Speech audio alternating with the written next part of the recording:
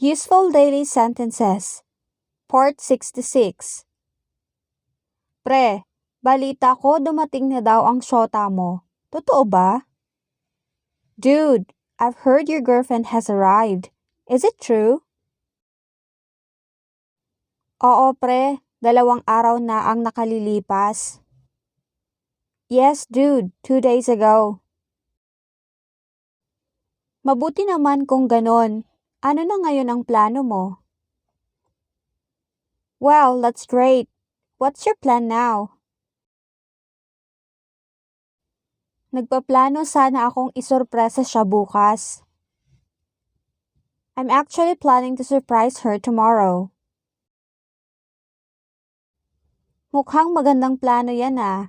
Ano kaya yan? It must be a good plan. What is that? Oo naman. At dahil kaibigan kita, gusto ko nandun ka.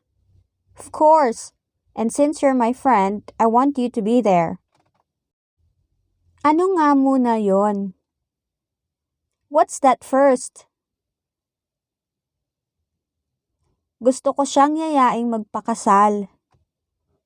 I want to propose to her. Wow, talaga? Binabati kita. Wow, really? Congratulations! Masaya ako para sa'yo. Isa pa, matagal na rin kayong magkasintahan. I'm happy for you. Besides, you've been together for long. Oo nga eh, kaya gusto ko na siyang mapangasawa. Yeah, right. That's why I want to marry her. Tama yan pre, hindi na rin tayo bata. Panahon na para sa pagpapamilya. That's right dude, we're no longer kids too. It's time to build your own family.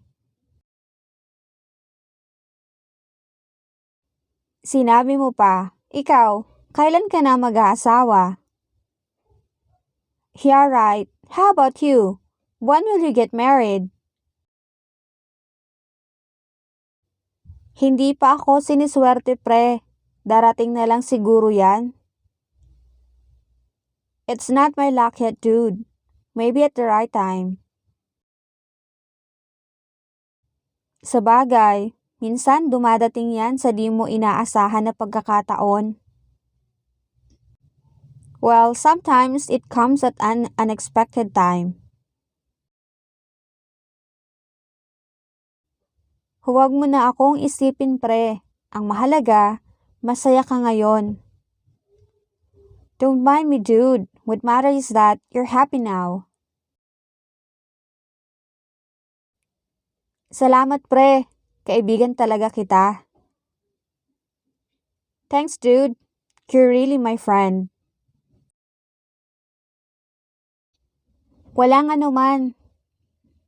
You're welcome.